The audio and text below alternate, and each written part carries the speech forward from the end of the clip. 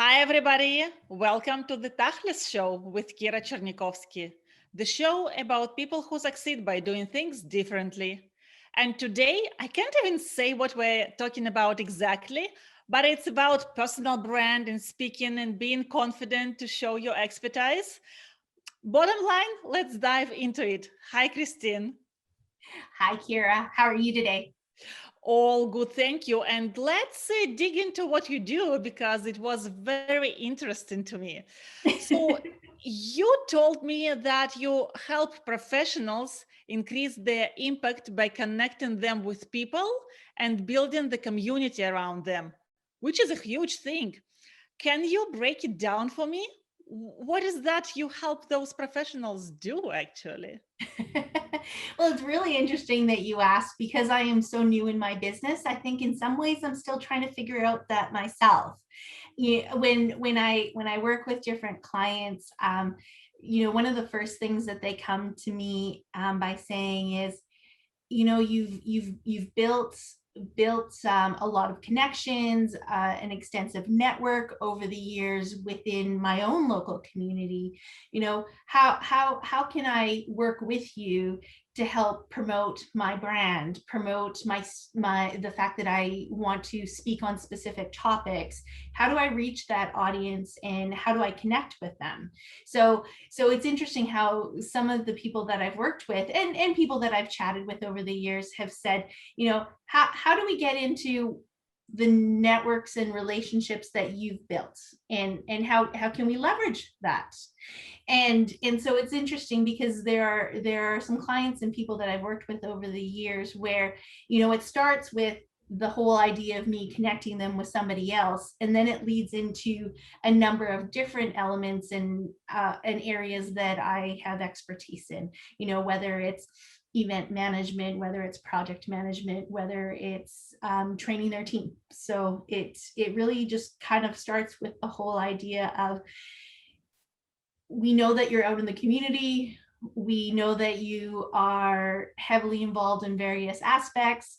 Let's see who you know that I should know. And So, you know what? It sounds even like you're a sponsor or a mentor in specific area, and you're helping people to penetrate that network. So is it that you focus on specific audience, specific jobs? Like, what is your network?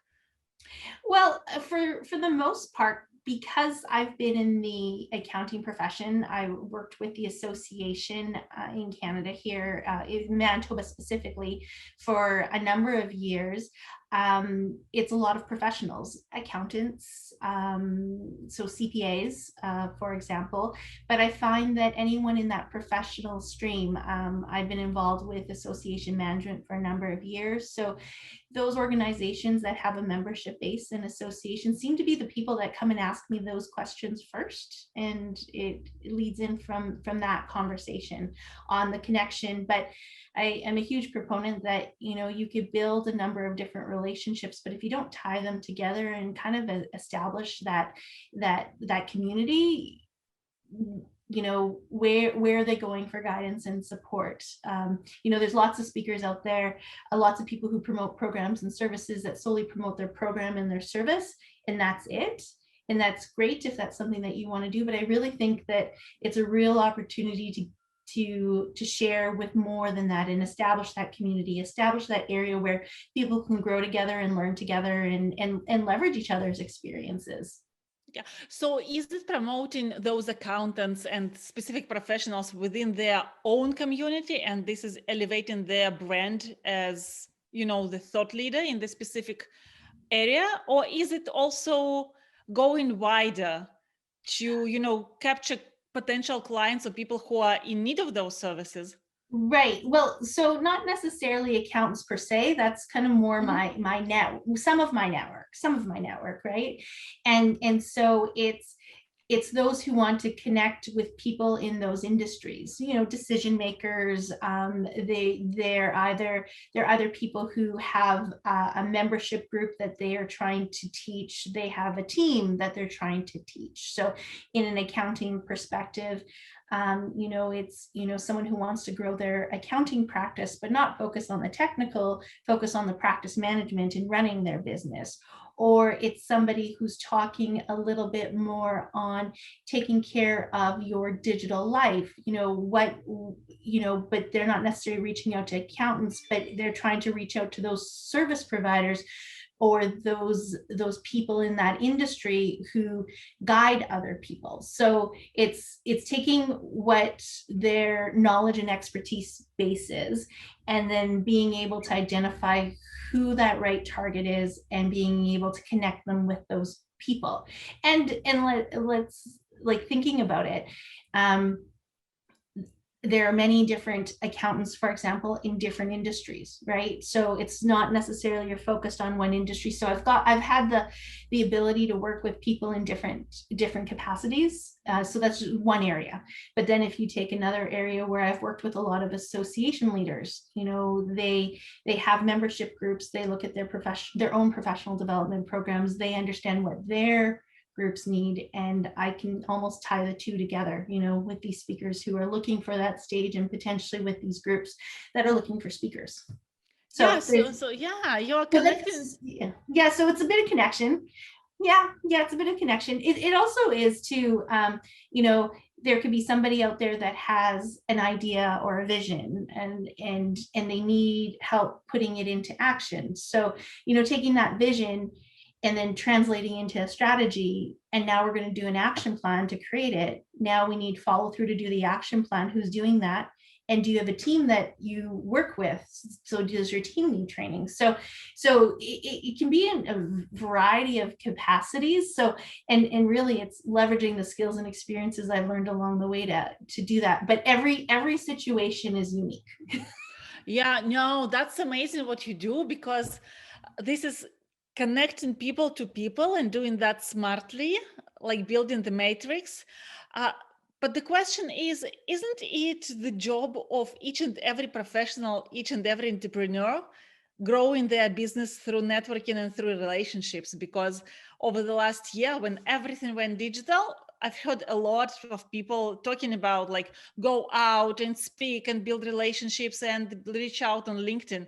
It's interesting that, like, people are coming to you for that and not trying to figure it out by themselves.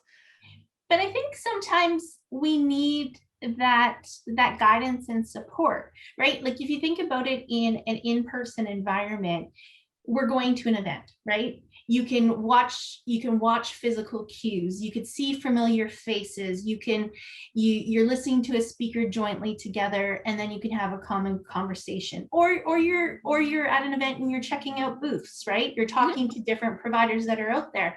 In this whole digital space, for some, it can be overwhelming. I mean, and for some, I know that there's people who have been so comfortable in just jumping into this virtual space and planning their meetings, connecting with people, but there's people that still need that extra help. I mean, whether it's a comfort level, whether it's technology, or whether it's the day, because life has taken so many different elements, like can be happening around us when we're in these spaces, right?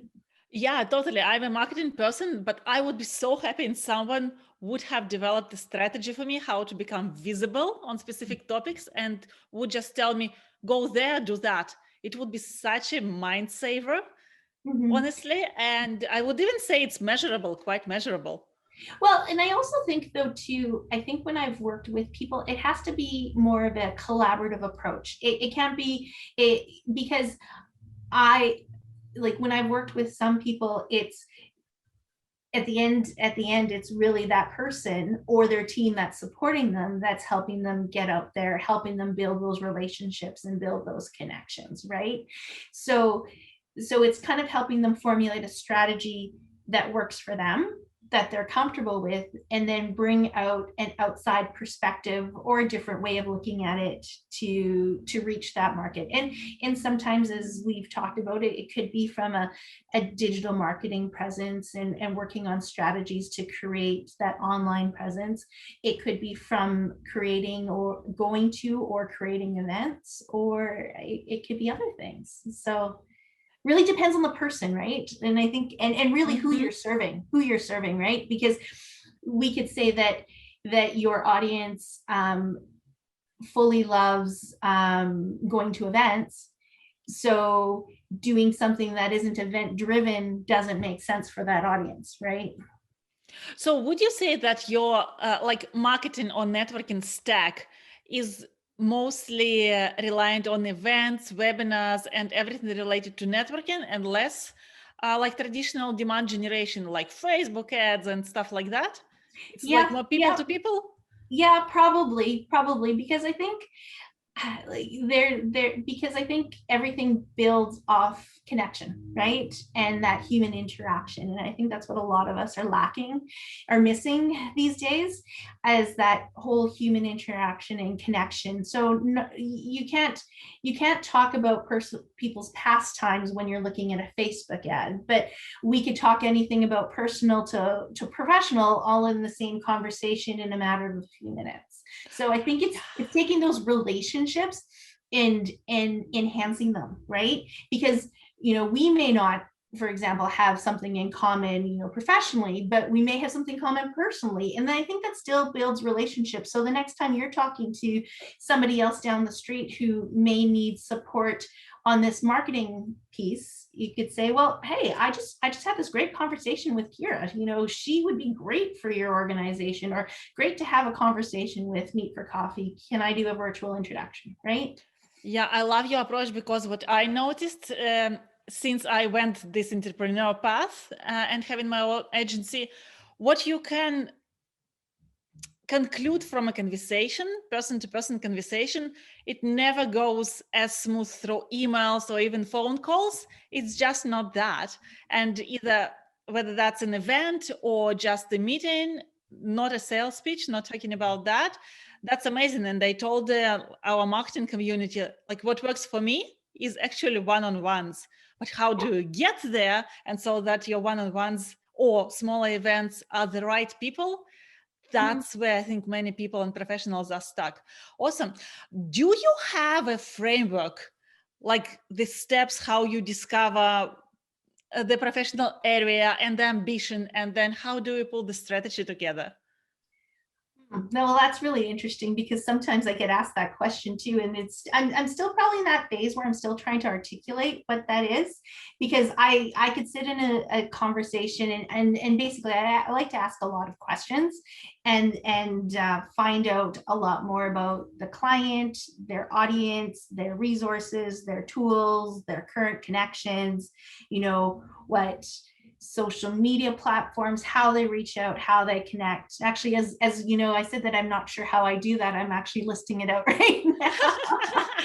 but then basically kind of going through this set of series of questions of what they do, who they serve, and how they want to connect with these people, because we want to make sure that when we are promoting or selling our services, we're doing it not only for our customer, but we also have to love what we do. Right? Oh, yeah. I'm a huge proponent of that. And I don't think you see excitement and passion unless you're doing stuff that you love, right? And I've worked with a couple of people who, may not love virtual as much, or do love virtual, right? But sometimes, pushing people into those different areas where they're not as comfortable, doesn't make sense. So they can't be part of the strategy, right? That's cool. So like, you are not into the Me Too approach. Everybody is doing that, so I need to go do that as well to be competitive. No, you need to figure out what works for you, and that's how you differentiate as well. Right. Well, because I think in various industries, like there there are a number of people, like, so take marketing, for example. So, right, you know, in marketing, there's so many different people out there that market their services and can help organizations. But we all have, if you really drill down to it, we all have unique capabilities or unique personalities within those firms where somebody would say, that's the firm that I want to work with, or that's the individual I want to work with. And I think sometimes it's hard to see that with on an online digital space, unless you're truly speaking your language, you're truly speaking to your clients. And you know, when you think about when you're trying to serve the right client, we all want to work with clients, and vice versa, with people that we enjoy working with, right? So we want to make sure we have the right philosophy. We want to make sure that we have the same sort of core values. We want to make sure that, you know, strategically we're looking at things in the same way, or at least we can have a fruitful discussion on it, right? So, and then I think coming together and determining what that plan and that approach should be, you know, is well received on all angles, right? Yeah, it's like the Simon Sinek stock now. There are your clients and there are clients that are not yours, and you need to be okay with that. Yeah, no, for sure, for sure. No, that's very inspiring. Yeah. But yeah, that's probably like a process in so many words on how I would work with a client. And again, you know, I've been in my business for about 4 years, but three of those years was working with my previous employer as I slowly built my business and trying to figure out, you know, what my value proposition is, how I serve my client, who my avatar is, you know, all those things that we need to make sure that we've got under wraps. And I mean, I'm still learning too. Yeah, and I think that's the part that I love as well. The more you talk to different people, the more you learn, and the more you can cross-pollinate those experiences. And even from industry to industry, from me to you, from you to me. Yeah, no, definitely. And I think it's important too that, you know, we're in a time where we can experiment, right? We can try, you know, different methods or tactics depending on how we approach things. You know, for example, you know, in my own situation is events, right? How does a virtual event look like for somebody today? You know, playing around with different technology to see what technology works, determining what I love about in-person events and trying to create that in a virtual space, and what are the tech tools I need to be able to deliver that. So oh yeah, that's a frightening conversation. Honestly. How to do virtual events well and how to translate what has been working before. Do you have, from your experience from all those years, like 3 things that always work for people? You know, and I think the big thing is writing to your audience, like being able to really speak to your audience and understand who you are serving, and being able to speak to them and provide them products and services that work. The other thing is having a good structure and a plan. I mean, you know, to ensure that you have whatever strategy and plan that you put together, the action plan, and making sure that, you know, it's reasonable, you have the right resources, and that it will meet your needs and achieve the results and the outcomes that you want, right? So the plan. And then the other thing, you know, is, yeah, I guess I go back to being open to trying new things, right? Like I'm a huge proponent that if there isn't an opportunity, you create the opportunity. So for example, if someone was having a hard time finding that speaking stage and they weren't finding quite the right audience, it's, well, why wouldn't we create an event? Yeah. Just create an event, right? And so doing things that may not seem, you know, what others are doing, right? And I know there's lots of people that are out there doing events in their own way, shape, or form, or just trying something unique. And again, always the first time may not work out well. So as long as you're doing a good testing round of 2 or 3 times before you know, officially make any decisions on something, I think is always a good thing. But I was talking with somebody the other day, and they kind of commented on how every once in a while we interact, and they say, oh, you know, I like about you is that you like to try things out. You like to experiment. You like to see Ah. how a different approach works. And I think unless we try those things and see what works and doesn't work, we're not going to know what we want from, whether it's our marketing plan, whether it's our event, or whether it's a project, like a product or service that we're creating. Yeah, I know many people like the fail fast approach. I know it might sound creepy, but that's the other side of the experimentation. And I think, yeah, especially in marketing, sometimes marketers are expected to know all the answers and to provide solutions. But hey, everything has changed. And, there are no borders anymore. So competition is just going wild.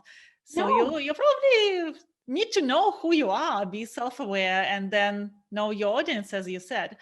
So, Kristine, what is that you like the most in your job? I'm gonna laugh. I'm gonna say connecting people together. Totally. Yeah, I can think of just like a few different moments where I've had people say to me, not only in today's world under my own business, but even previously when I had worked in the association world, is connecting people together. Whether it was someone buying or selling a block of clients, whether it was someone who wanted to share an office space and couldn't find somebody, and I introduced two people together more or less because I thought that would make sense, or connecting two different entrepreneurs that might have a common goal. So it's like I like to think that I like to be that person that observes and asks questions, and then in my own head think about all these different people that I know and how I could connect them or how something could work. And yeah, I tend to do that sometimes subconsciously, not really realizing that I'm doing it. But I've had friends who pointed that out going, oh, look at you just trying to connect these people all over again. You just rolled that right back into something about you. And we now have turned it around to go, how can I help you? That's great because I love this as well. I also like connecting people. And I was actually dreaming about some kind of startup or solution where you get in and it reads your thoughts, like whom you need to meet with. You press the button and it connects you with the right people, because the world is so huge and you just need those people who are, as you said, like-minded, or you like hanging out with them or do business together. How the heck do you find them? That's like a Right. huge But question. I also like I like the whole app, like being able to identify that. But it really is interesting too, because I've met people that I really didn't think that, there could be some sort of connection. You got to also Really? remember that there are people out there that, the world is like, they say 7 degrees of separation. I always like to think it's like 2 degrees of separation, right? Really? And if you think about it, that you may talk to somebody that may know somebody that could be that potential, whether it's a partner or a client or some sort of resource. And I think things like LinkedIn is kind of interesting to see how some of those algorithms, because you kind of look at LinkedIn and you see who you're first connected with, and then you see your second and third connections, but then it kind of comes full circle with, oh yeah, I used to do work, or I used to associate with this other person that's on LinkedIn. So I think there's value in being able to have random connections with random strangers, and Mm. seeing what kind of relationships could evolve from that. Oh, that's a great aspect. I didn't think of that. Yeah. You're right. Yeah. So my last question is always, can you give me three tips that people like me or like many others who really want to elevate their presence and demonstrate their expertise on specific things can do, maybe by themselves, but right away? I think be present on whatever social media platform you are on where you connect with your audience. So whether that's regular social media posts to help, share thoughts, ideas, or spark inspiration, or blogs, right? Mhm, mhm. That The other is also being intentional. Like we all have these lists of people that we want to contact, like set certain goals of whether it's 2 to 3 people per week that you want to connect with and have a virtual coffee with, right? And with that going into, I guess the third thing would be a part of that was with any of those things is being intentional, right?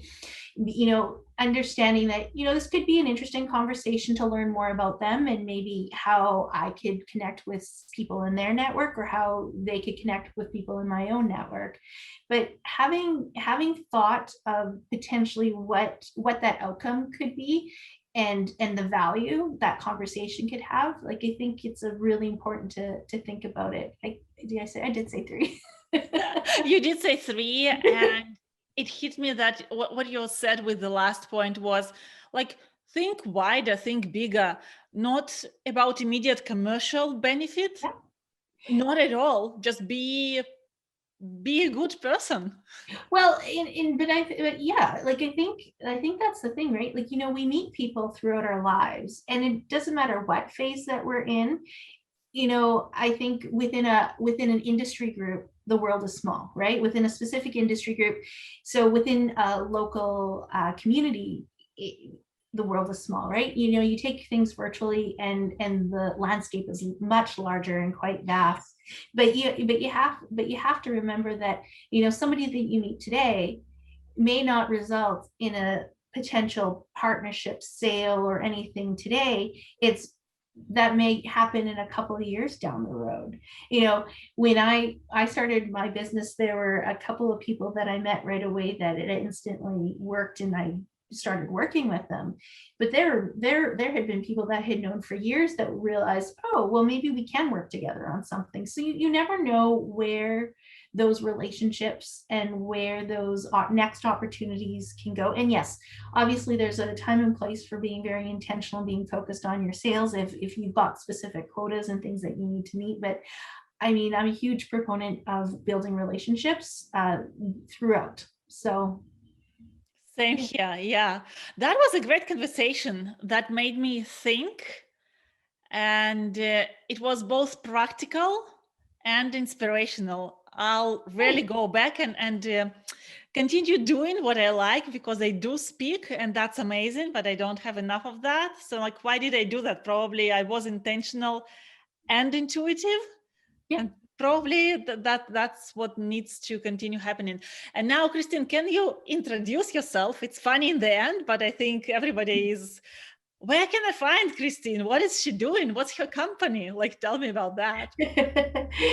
Well, 3 years ago, or almost 4 years ago, I started LMVA Consulting. So LMVA Consulting stands for Learning, Mentorship, Volunteerism, and Achievements. So those are my 4 pillars that I stand for when I work and serve clients. So LMVA Consulting, you can find me online at www.lmva.ca or connect with me on LinkedIn. Wonderful. I think we'll all go do that now. Thank you so much, Kristine. Thanks, Kira, for having me. Have a great day. Bye.